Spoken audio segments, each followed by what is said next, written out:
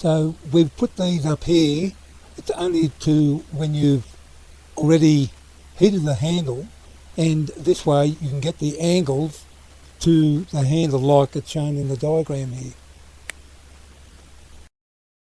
Okay, here we have it. I'm going to heat right here, this on either side here. This is where you get the heat gun. I'll get the heat gun and you heat around there. It takes a little bit of time, but don't overheat it.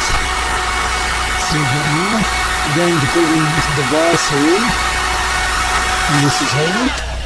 Now I'll put it in and just line it up like that, and then I'll pull it back. Just watch it. Okay, while it's like that, just a little bit further back, because it'll probably spring back a little bit when you take it out.